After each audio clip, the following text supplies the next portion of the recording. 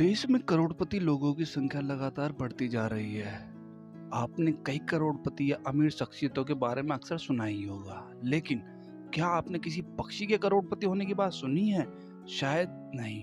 लेकिन राजस्थान के जोधपुर में एक ऐसा गांव है जहां के कबूतर करोड़ों रुपए के मालिक हैं। 20 करोड़ की जमीन कबूतरों के पास है, तो वहीं 30 लाख नगद भी इस गांव के कबूतरों के पास जमा है, वो भी बैंक अकाउंट में।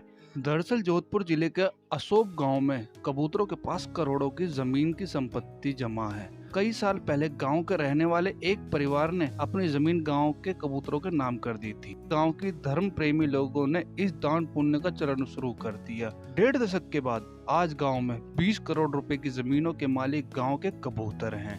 यही नहीं, बकायदा कबूतरों के नाम बैंक में 30 लाख रुपए नगद जमा है। गांव के लोगों ने कबूतरों के नाम ट्रस्ट भी बनाकर धर्म प्रेमियों को जोड़ा है, जिसके चलते गांव के 350 बीघा जमीन कबूतरों के नाम रजिस्टर्ड हो चुकी है।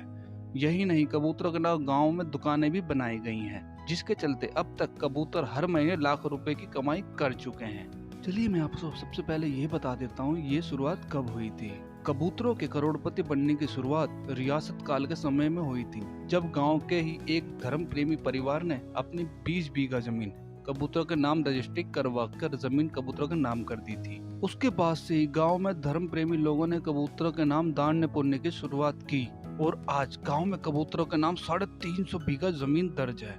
साथ ही असोब गांव स्थित SBI बैंक में कबूतरों के अकाउंट में 30 लाख रुपए भी जमा है। अब आपको ये बता देता हूँ इसकी शुरुआत की मुहिम क्यों हुई थी। असोब गांव में पक्षियों में खासकर कबूतरों को दाना पानी की कमी न हो, इस सोच से रियासत काल में कबूतरों के नाम जमीन व अन्य दान पुण्य की शुरुआत हुई। 20 बीघा जमीन से आज 350 बीघा जमीन कबूतरों के नाम दर्ज हो चुकी है। दान में मिली जमीनों के बाद गांव के लोगों ने कबूतरों के नाम ट्रस्ट भी बना दी, जिससे धीरे धीरे जमीनों की बढ़ोतरी होती गई। साथ ही कबूतरों के नाम जमीन पर दुकानों का निर्माण भी कराया गया, जिससे हर महीने कबूतरों के खाते में लाखों रुपए जमा भी होते हैं। कबूतरों का ट्रस्ट गांव के गायों के लिए भी बहुत ही मददगार बन गया है। कबूतरों की कमाई सिर्फ कबूतरों पर ही खर्च नहीं हो रही, बल्कि गांव के अन्य वन जीवों को भी काम आ रही है।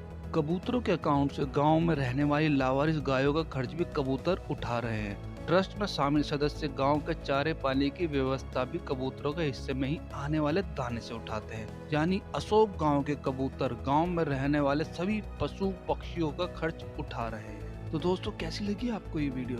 कमेंट करके जरूर बता देना। वीडियो पसंद आया हो तो चैनल को जरूर सब्सक्राइब कर लेना। मिलते हैं दोस्तों अगली वीडियो में।